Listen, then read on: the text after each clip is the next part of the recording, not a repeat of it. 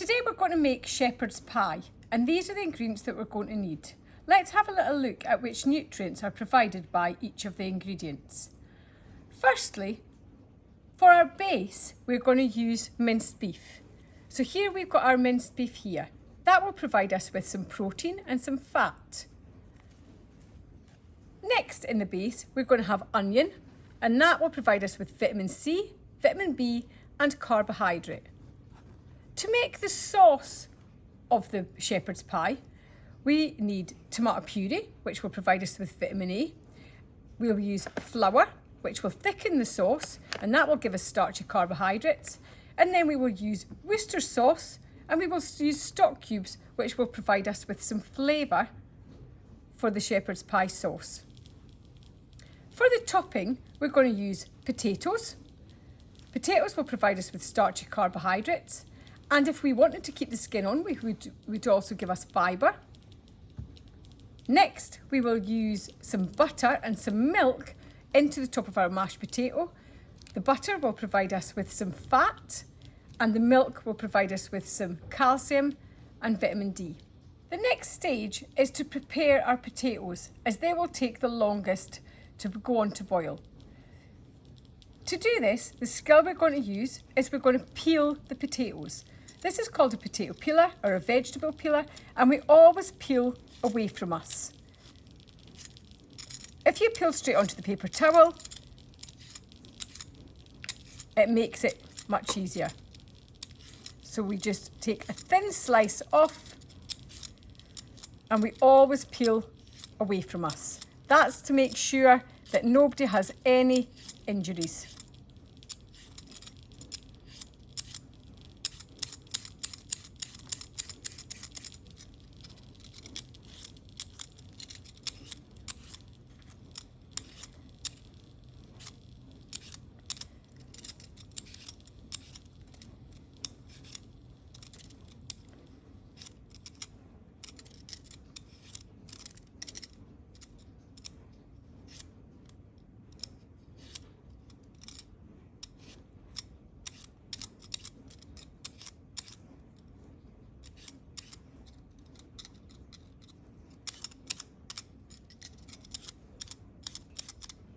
And there we have a nicely peeled potato. The next stage is to dice the potato. To dice the potato, we're going to use our bridge grip, forming a bridge over the potato, and we're going to put our sharp knife down into the centre. We're then going to place our potato flat onto a flat surface, and then again we are going to use our bridge grip, and we're going to cut them in half. And we're going to continue this until we get them into the right size diced pieces.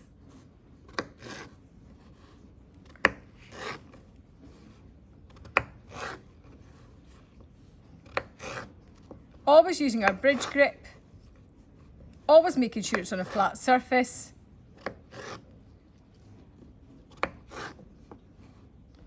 Until we have even and equal sized pieces. The next stage is to pop them into some water, bring it to the boil until we can put a knife through them to make sure they're going to be soft enough. Here's the potatoes into the pan, ready to be boiled. The next stage is to prepare the onion. If you hold the onion as if the world is in your hands and look that this is the North Pole and that is the South Pole, it's easy to then prepare. You're going to lay it onto the chopping board with the North Pole and the South Pole using your bridge grip. And we're going to cut from the North Pole to the South Pole straight down the middle. We're then going to lay it flat onto the board, and we're going to turn it so that we're only going to cut off the North Pole, the shoots.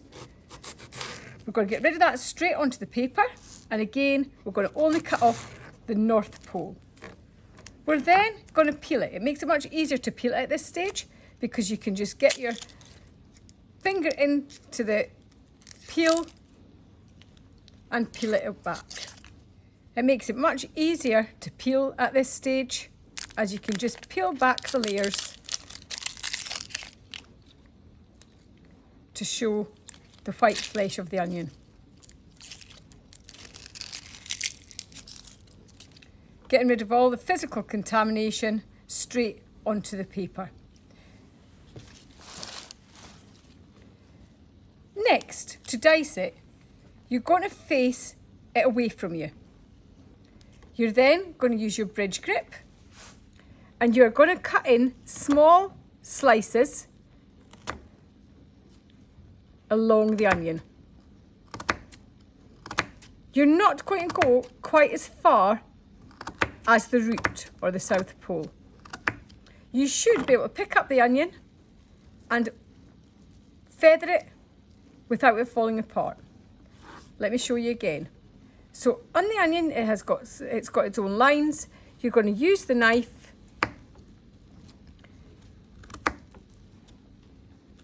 and you're going to make small cuts. Use my bridge grip so I keep my fingers safe along the onion.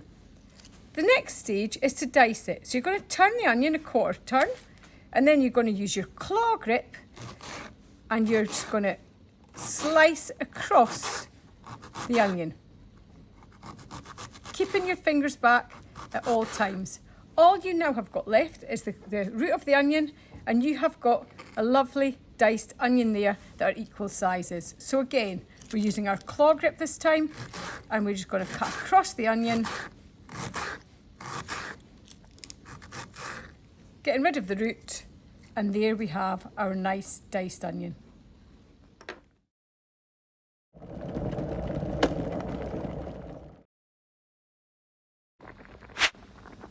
The next skill we're going to do is we are going to saute the onions and we are going to brown the mince, ready for the base of our shepherd's pie. Remembering, pan handles should be over the bench and not out to the side where somebody could knock them.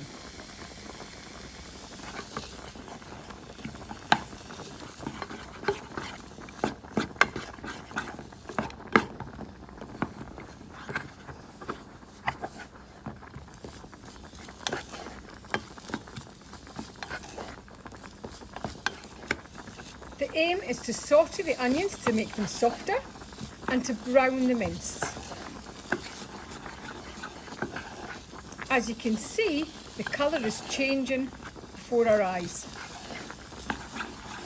We're looking for a nice brown texture, just breaking up any mince particles.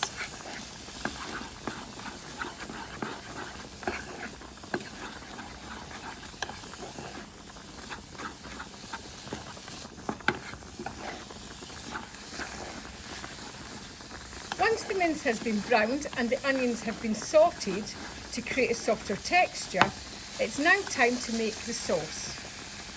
We're going to add in a tablespoon of plain flour. That will help thicken the sauce.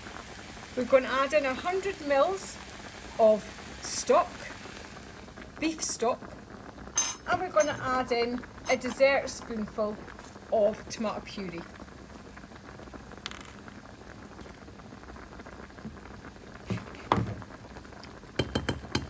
Lastly, we're going to add in a dessert spoon of Worcester sauce to add some extra flavour.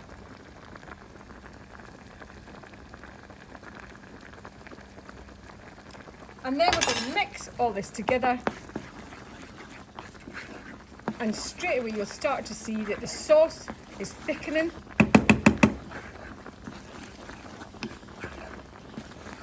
To create the base of our shepherd's pie. So we have a lovely thick minced base. We're then going to leave this to simmer for 5 to 10 minutes. Remember, simmering is small gentle bubbles, so we're going to turn the heat down and we're going to let that cook through for 5 to 10 minutes.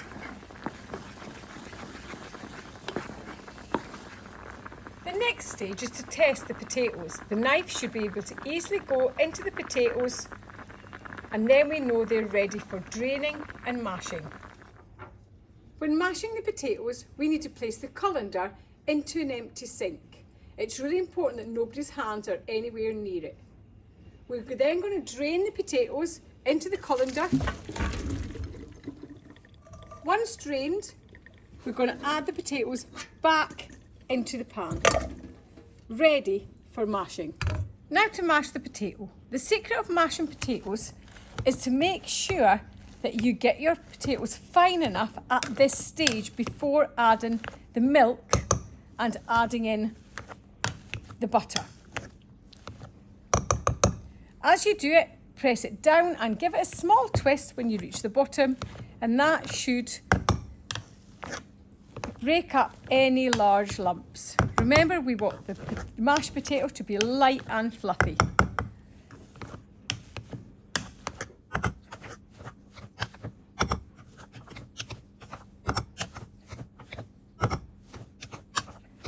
Once the potatoes have been mashed, now it's time to season them. So we're going to add in a little bit of salt, a pinch of salt, to season.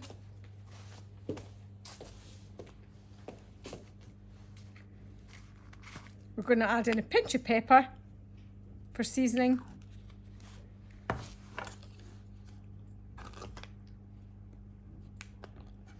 We're going to add in some butter. This will give the creamy mash. And then we're going to add in a little bit of milk.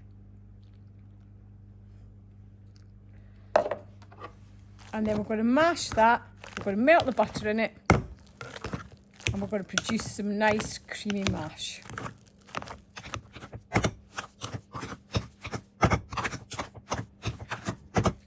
The milk and the butter will be absorbed into the starchy carbohydrates of the potato. And it will produce a nice creamy mash. So the aim is to have no lumps and the mash to be smooth and creamy.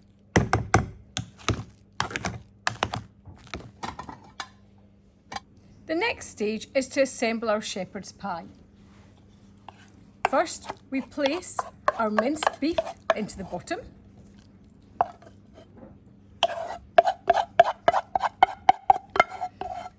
A top tip at this stage: always remember to put hot soapy water into your pan straight away, and it'll make it easier to wash. Next, we're going to add on the potato onto the top, the mashed potato. Place it at different parts of the top. This will make it easier to spread.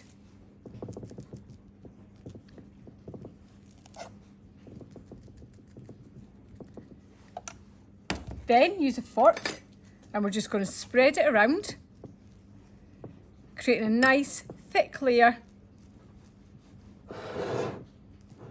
on the top of our mince.